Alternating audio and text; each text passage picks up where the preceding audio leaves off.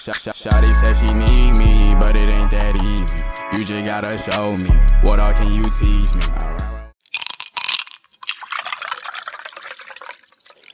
Welcome to The Real Spill, where we spill the tea. I'm Rachel James, reporting from Crosby Hall, and let's get into it.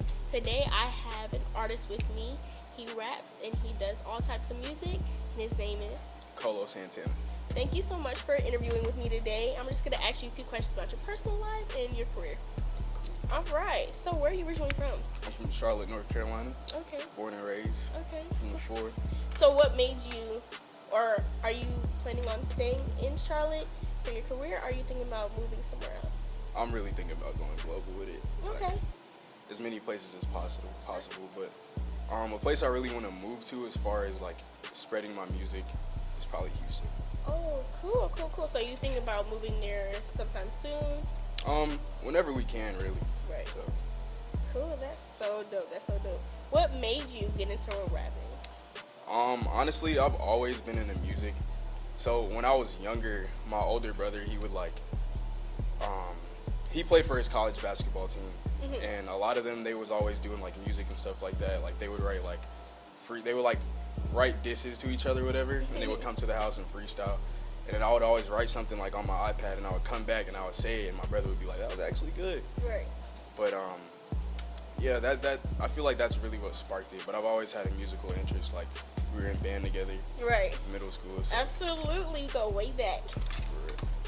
So, do you use any of your musical talents within your music? So, like we used to play, would you implement that in any of your music? Yeah, I try to use like different sounds. Really, I typically don't like to use like beats that a lot of other artists rap on. Mm-hmm. For the most part, like things that sound like classical, like a lot of samples. I feel like I got like an old soul a little bit. So. That's so cool. So what is your favorite song that you've made or is unreleased or anything? My favorite song now is probably Sick.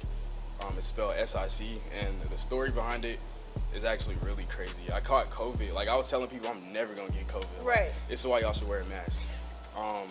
And I got it, and I was in the house for like 2-3 weeks, and wow. I wasn't recording or anything, and I was like really sick one day. And I threw up, and I came back, and I was like, I'm just gonna record, because that was a lot. And I started going, and yeah, the rest is history. Right. So right. That one's released, correct? It's released. All right. Perfect. So our viewers can go and listen to it and see. It's on my EP number 22, which is the follow-up project for 22 that's releasing November 22nd. Awesome. And that's a sneak peek that we will put in the beginning. So tell us a little bit about that song. For the sneak peek, the song is it's called #NotNormal. And basically, I feel like me and everyone around me, we kind of capitalize off of being different and kind of going against the norms. Right. So I feel like that's really the message behind the song. And it's also like kind of about a love interest, but at the same time, like not really. Right. So, yeah. Are you telling our audience, or are you giving tea that you have a love interest? Federal. No, I'm joshing. Maybe. Okay. But yeah, I'm dropping a video to that today, at 2:22. So.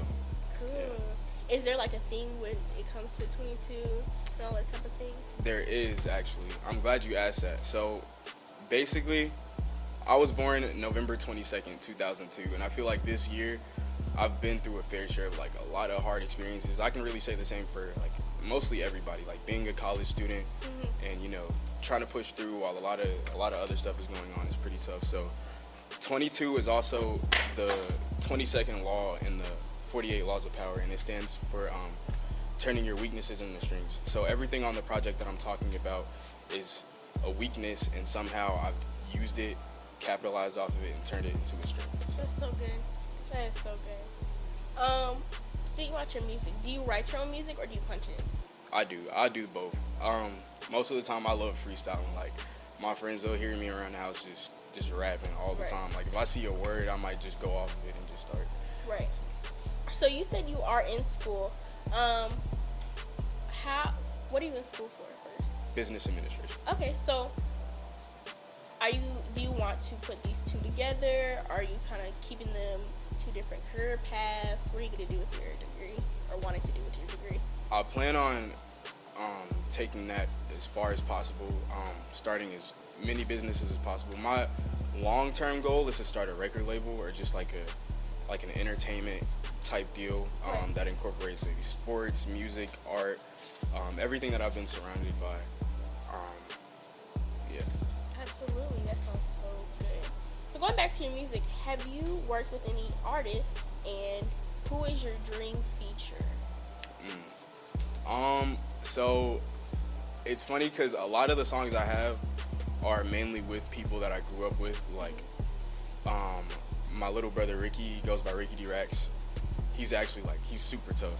But him, I'd say a few of my cousins like Sly Boog, Toonski, Law, a lot of them, they're Charlotte natives, and I'd rather keep it in that group for now. Right. Because I feel like we have a different sound, and I like to keep everything Liberian. But another feature that I did have that wasn't like them was Slime Dollars, who recently just got out of jail. So other than that, I'd say my dream feature. That's a good question. I really say Ruben Vincent. Okay. I really say Ruben Vincent. I don't think I've looked up to any other artist other than him since I was a kid. He's my older cousin, for one. And two, I feel like what he's doing for the culture is what you strive for? Yeah, and it's outlandish. So probably Ruben Vincent. That's so dope. So if you were to be able to sign to a label, who would you sign to if you could? That's a good question. I'd probably say Strikers, because it's us. Everything is us. I feel like I've gotten a long way with just being with, the same people. So it's like going out of my way, and I do want to meet new people and expand, but I want to keep everything in my circle. So tell us a little bit about Striker Studios. So it's our production company and a creative agency. We do things like day in the live videos, film concerts, videos, birthday shoots, all of that. We kind of give the world our vision on things and bring things to light. We have, I want to say, 4 or 5 photographers, and we all have a different taste. I'll say.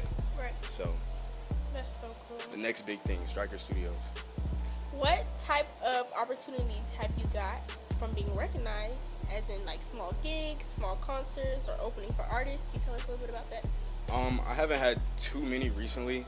A lot of the times it'll be if my cousins have a birthday party or something, I might perform there. But the most recent thing I did was for 1891. They had a Lookout Thursday, and it was a showcase with other artists, and whoever wins, they would get a free studio session. So that's the most recent thing I've done. But our goal for next year is to do something called Tribe Fest. That's cool. So that's what I want to perform at. What would that consist of? Can you spill a little bit of it? Of course, this is the real spill, so you gotta give us a little bit of the tea. Yeah. Basically, so I have to explain what Tribe is. Right. It's a family, and it's a movement, and it's what keeps me going. So if you don't know, I'm Liberian, and my family is too, and everyone in the group is either Liberian or of African descent. That's cool. And everyone's doing something creative, whether it be art, music, sports, or something like that. So that's what that would be, is just to showcase all of that. Some of us can even cook, so there'll be plates and y'all stuff. Y'all be cooking and stuff? Yeah. That's so dope. So that's all the questions I have, but would you like to give us some tea or some spill for closing out? Thank y'all for tuning in. 22 dropping. I feel like I'm about to change the world. I'm about to change everyone around me and in my life. So I appreciate y'all for watching. Thank you, Rachel. Of course. Thank you so much for interviewing with me. That's all we have for this week. Tune in next week for more Spilled Tea. Thank you.